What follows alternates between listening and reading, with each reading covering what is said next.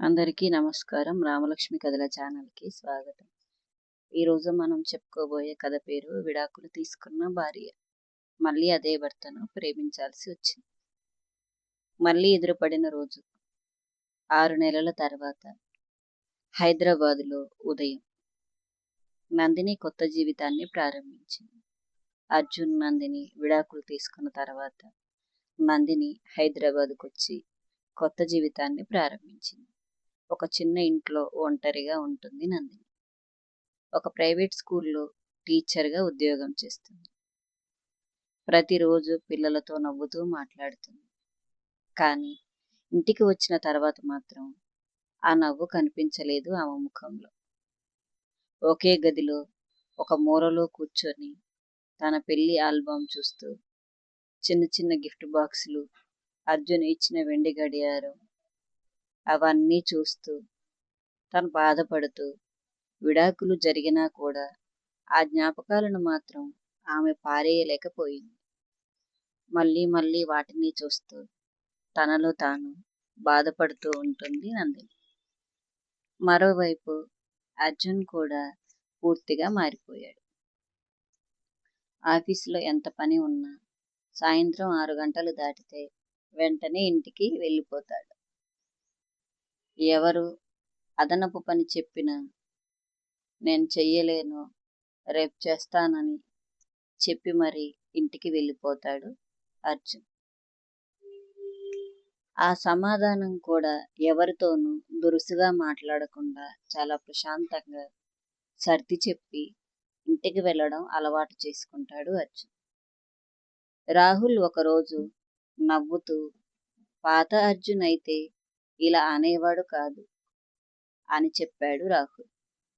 ఆ మాటలు విన్న అర్జున్ చిన్నగా నవ్వాడు. పాత అర్జున్ వల్లే నా జీవితంలో పెద్ద తప్పు జరిగిపోయింది రాహుల్ అని చెప్పాడు అర్జున్. ఆ మాటలు విన్న రాహుల్ ఏమీ మాట్లాడలేక మౌనంగా ఉండిపోయాడు. అలా ఇంటికి వచ్చిన అర్జున్ సాయంత్రం తన గదిని సర్దుతుంటాడు. గదిలో ఒక అల్మరాలో ఒక చిన్న కవరు కనిపిస్తుంది. అది నందిని వదిలి వెళ్ళిన రోజు కనిపించిన ఒక ఉత్తరం. అతను ఆశ్చర్యంగా తెరిచి చదవడం మొదలు పెడతాడు.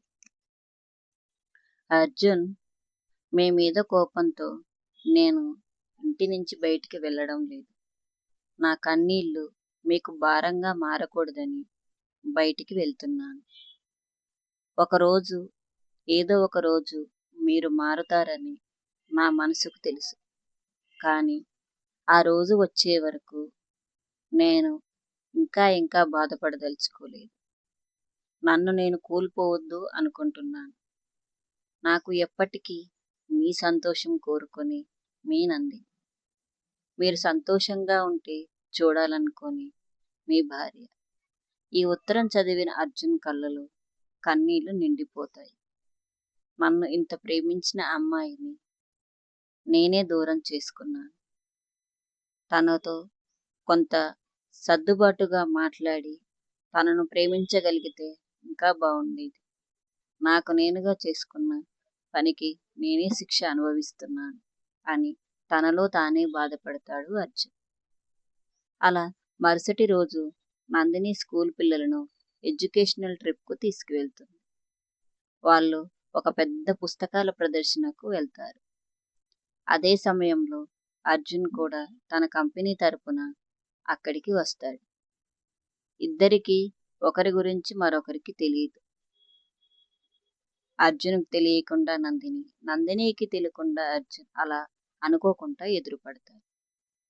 పిల్లలు పుస్తకాలు చూస్తూ పరుగులు పెడుతూ ఉంటారు. ఒక చిన్న పాప అలా పరిగెడుతున్న సమయంలో జారి పడబోతుంది. నందిని పరిగెత్తుకుంటూ వెళ్ళి ఆమెను పట్టుకుంటుంది. అదే సమయంలో మరోవైపు నుంచి అర్జున్ కూడా ఆ పాప చేయిని పట్టుకోవడానికి చేయి చాపి లాగుతాడు. ఇద్దరికీ 2 చేతులు ఒకేసారి తాకుతాయి. ఆ స్పర్శతో ఇద్దరు ఒక్కసారిగా ఒకరినొకరు చూసుకుంటారు. అర్జున్ ఆశ్చర్యంగా చూస్తాడు నందినిని. నందిని కూడా కొన్ని క్షణాలు ఒక మాట కూడా మాట్లాడకుండా అలాగే చూస్తుండిపోతుంది అర్జున్.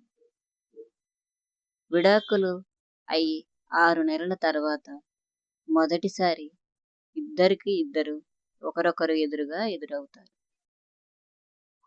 ఏం మాట్లాడాలో, ఎక్కడి నుంచి మొదలు పెట్టాలో వాళ్ళకి అర్థం కాదు. పిల్లలు అక్కడి నుంచి వెళ్ళిపోతారు. ఇద్దరు మాత్రం అలాగే నిలబడి ఉంటారు. అర్జున్ కొంచెం చొరవ చేసుకొని మెల్లగా ఇలా అడుగుతాడు, ఎలా ఉన్నావు నందిని అని. ఆ మాటలు విన్న నందిని ప్రశాంతంగా బాగున్నాను అని చెబుతుంది నందిని. అర్జున్, ఉద్యోగం చేస్తున్నావా నందిని అని అడుగుతాడు. అప్పుడు నందిని అవును అని అంటుంది. ఇప్పుడు సంతోషంగా ఉన్నావా నువ్వు అని అడుగుతాడు అర్జున్. ఆ ప్రశ్న విన్న నందిని కొద్దిసేపు మౌనంగా ఉంటుంది. తర్వాత బతకడం నేర్చుకుంటున్నాను అని మాత్రమే చెబుతుంది. ఆ మాట విన్న అర్జున్ గుండెను మళ్ళీ బాధ పెడుతుంది నందిని మాట. ఇక వీళ్ళిద్దరూ మాట్లాడుతూ అలా దగ్గరగా నిలబడి ఉండగా అప్పుడే స్కూల్ ప్రిన్సిపల్ అక్కడికి వస్తుంది. మేడం, స్కూల్ బస్ రెడీగా ఉంది, మీరు బయలుదేరితే వెళ్ళిపోదాం అని చెబుతుంది ఒక మేడం. నందిని సరే అని తల ఊపుతుంది. అలా వెళ్ళబోతూ ఉండగా నందిని అర్జున్ వైపు తిరిగి జాగ్రత్తగా ఉండండి అని ఒక మాట చెబుతుంది నందిని. అర్జున్ చాలా ఆశ్చర్యంగా చూస్తాడు నందిని. విడాకులు తీసుకున్న తర్వాత కూడా ఆమె నోట మొదటగా వచ్చిన మాట జాగ్రత్తగా ఉండండి అని. వెంటనే అతని ఆరోగ్యం గురించే నందిని బస్సు ఎక్కేబోతూ అలా మాట్లాడిందని అర్జున్ అర్థం చేసుకుంటాడు. విడిపోయిన తర్వాత కూడా నా గురించి ఆలోచిస్తుందా నందిని అని అర్జున్ అదే చోట నిలబడి ఆ బస్సు, నందిని ఎక్కిన బస్సు కనిపించకుండా పోయే వరకు అలా చూస్తూనే ఉంటాడు. ఆ రోజు అలా గడిచిపోతుంది. ఆ రాత్రి అర్జున్కు నిద్ర పట్టదు. ఆమె చెప్పిన ఆ ఒక్క మాట, బతకడం నేర్చుకున్నాను అని అదే మళ్ళీ మళ్ళీ గుర్తుకు వస్తుంది. అంటే ఆమె సంతోషంగా లేదు. ఇక్కడ నేను కూడా సంతోషంగా లేను. అయితే మనం ఎందుకు విడిపోయాం నందిని అని తనలో తానే ప్రశ్నించుకుంటాడు అర్జున్.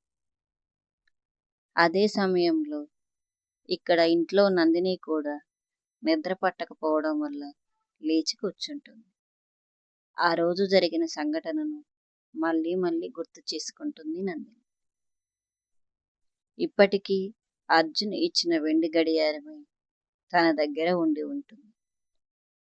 ఆ వెండి గడియారాన్ని చేతిలోకి తీసుకొని దాన్ని చూస్తూ, ఎందుకు ఇన్ని నెలల తర్వాత కూడా మీరు ఎదురు పడితే నా మనసు ఇంతలాగా కొట్టుకుంటుంది, మీకోసం ఆరాట పడుతుంది, మనం విడిపోయాం కదా, అయినా ఎందుకు నీ మీద నాకు ఇంత ప్రేమ అని తనలో తానే మెల్లగా అనుకుంటూ ఉంది నందిని. ఆమెకు తెలియడం లేదు, బయట ఇంటి ముందు అర్జున్ నిలబడి ఉన్నాడని. చాలాసేపు ఇంటివైపు చూసి లోపలికి వెళ్లకుండా నిశ్శబ్దంగా తిరిగి వెళ్ళిపోతాడు అర్జున్. ఎందుకంటే ఈసారి ఆమె జీవితంలోకి మళ్ళీ బలవంతంగా అడుగు పెట్టకూడదని నిర్ణయించుకుంటాడు అర్జున్. కానీ విధి మాత్రం వాళ్ళిద్దరిని మళ్ళీ కలపడానికి మరొక అవకాశం సిద్ధం చేస్తుంది. వద్దు అనుకుంటున్న నందిని అర్జున్ ఎదురుగా నిలబడిపోయింది. ఇద్దరు విడాకులు తీసుకున్నాక కూడా అలా ఒకరినొకరు ఎదురవ్వటం వాళ్ళ మనసులలో మళ్ళీ పాత జ్ఞాపకాలను నెమరు వేసుకునేలాగా అయిపోయింది. ఒకే ఇంట్లో కలిసి ఉన్న అర్జున్ నందిని ఇప్పుడు విడిపోయి ఒకరికొకరు ఎదురుపడ్డాక వాళ్ళలో ప్రేమలు మళ్ళీ చిగురిస్తాయా? నిజంగా అర్జున్ నందిని కోసం వెయిట్ చేస్తాడా?